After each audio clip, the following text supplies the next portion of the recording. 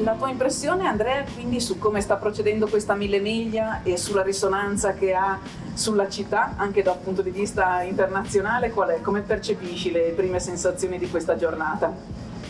Allora, intanto con orgoglio perché sono stato prima nella zona della pausa pranzo e i piloti hanno detto due cose. Prima che hanno mangiato benissimo a Mantova e quindi già facciamo bella figura con l'enogastronomia, la gastronomia perché la parte eno i piloti la devono saltare, però sicuramente è un primo biglietto da visita e soprattutto si sono innamorati di questo parco, del palazzo, che è un biglietto da visita meraviglioso, quindi la scelta delle fruttiere anche per il futuro è da tenere in considerazione perché permette di valorizzare al massimo la bellezza della città. So che il percorso tra l'altro è un percorso molto bello, quello che faranno in uscita da qui andando verso le Grazie, quindi molto panoramico e mi sembra che ci sia entusiasmo, ovviamente il gruppo è bellissimo da vedere, sono tutti molto carichi e quindi in bocca al lupo a tutti.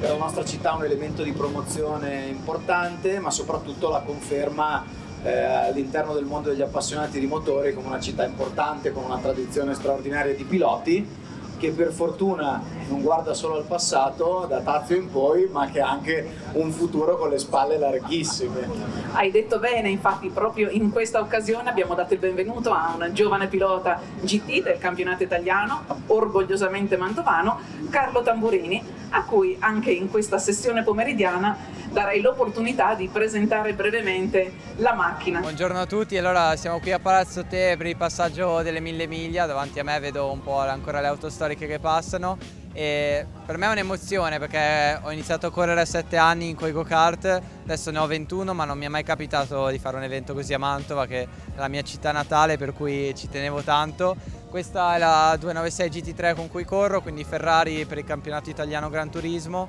Abbiamo appena vinto circa un mese fa la gara a Misano, settimana prossima correremo a Monza, quindi dai, spero che, insomma, di continuare come abbiamo iniziato e insomma sì, sono veramente molto contento, tante persone che conoscevo, tante persone nuove oggi, c'è un bel pubblico, penso che faccia bene alla città di Mantova, un po' di vivacità, un po' di via vai diciamo. La macchina ovviamente deriva un po' da quella che è la Ferrari 296 stradale, ma molto diversa sia per l'aerodinamica che è più sviluppata, i freni, l'impianto è molto più potente. Perdiamo qualche cavallo perché non ci è consentito utilizzare la parte ibrida, quindi il motore è un 3000 V6 biturbo, siamo circa sui 600 cavalli. Guadagniamo un po' col peso, quindi 1250 kg e insomma dai, vedremo Monza, una pista molto veloce, molto importante il motore, però l'anno scorso siamo andati bene, quindi sono fiducioso.